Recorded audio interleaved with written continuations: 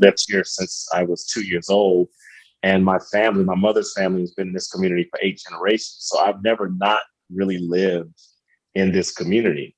But for the last 20 years, my work has been all over the country and has not been centered in the place where I live or the place where I lay my head. And what it has meant to come home and try to do this work is that there's this reorientation that I'm having to go through to relearn my community.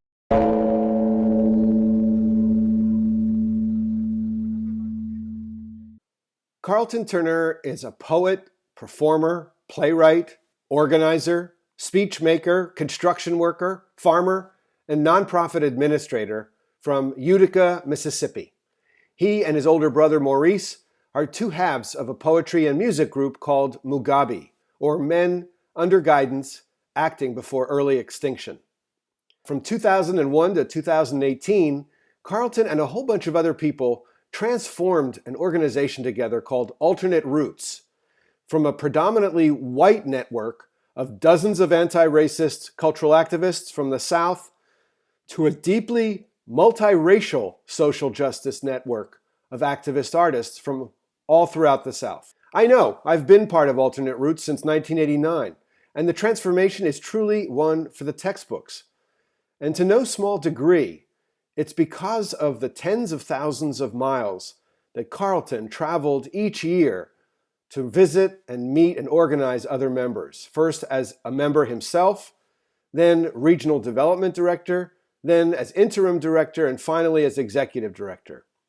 In February 2018, Carlton left Roots for a new partnership with his wife, Brandy, his family, and the 800 residents of Utica, Mississippi, called the Mississippi Center for Cultural Production, or SIP Culture.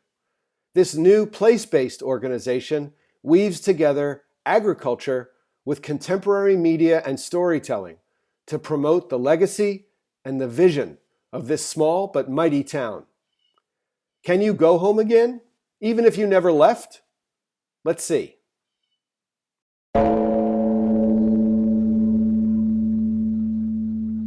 And recognize that the pace that I have been working at for the past 20 years is both out of step with my community and unsustainable, which is a part of the practice that I don't think we talk about a lot.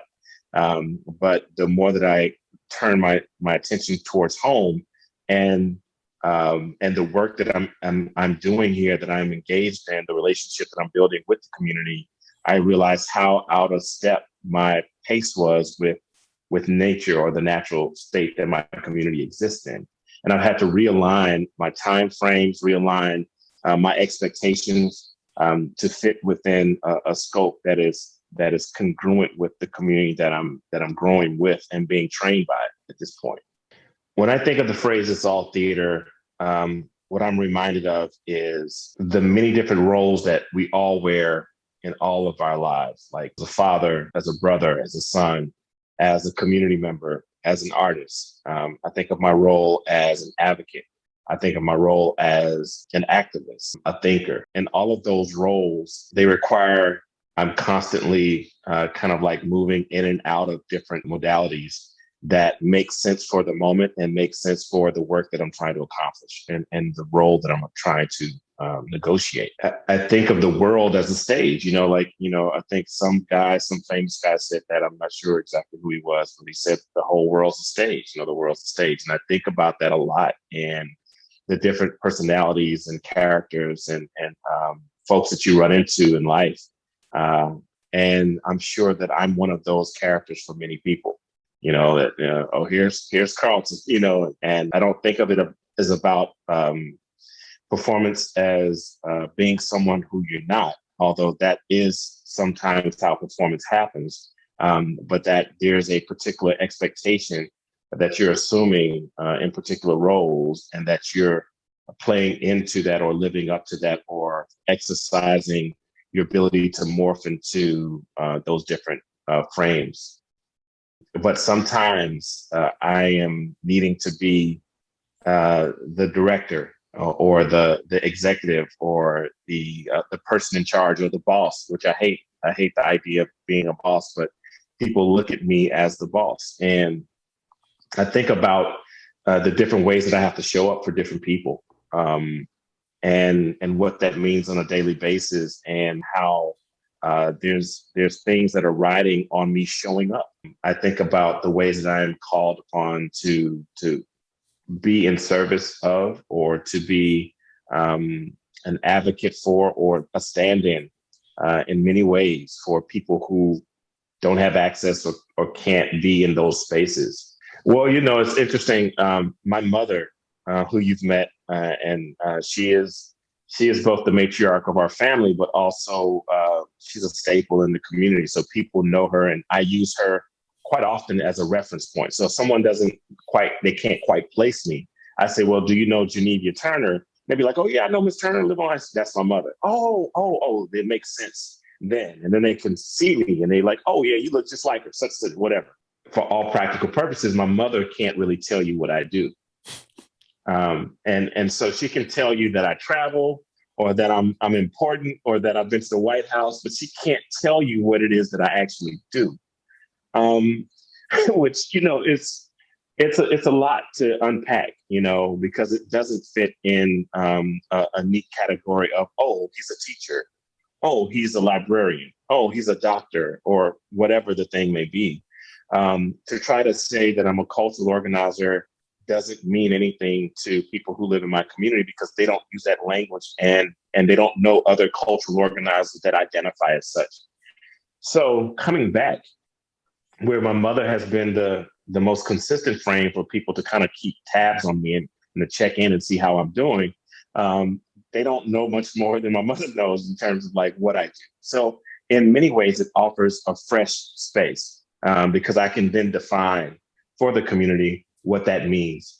And it also offers this space of ambiguity that allows the community to fill in the blanks about what they think I'm doing. And the most outrageous that I've heard is, one is that my wife and I are building a grocery store in the community, which we're not, and that we're millionaires. So that's those things have been really interesting to hear. Which we're neither one of those things. We're not even close to being a millionaire, and we're not interested in building a grocery store. We're actually pushing back against the idea that our community needs an outside entity to provide us food. And that is really what the work that we're doing. So I often use these opportunities when people don't really know to say, well, what do you think we do? And well, what do you think the community needs? And then use those as opportunities to engage in a larger conversation. And maybe at the end of that conversation, they still don't know exactly what I do personally, but they know more about the mission and the intent of the institution that we're building. Relationships are generational, and they're concentric, and they go, it goes like this. So the way that people understand me is based on the way that they understand my family, right? Initially, then you don't have to go so far to build that road, because the road is basically built. All you have to do is connect off of your road to it, because my road is kind of new. I'm just connecting to the road that my grandfather built and the road that my mother built. And I can reference the road that other family members have built, just so that you know what direction I'm coming from.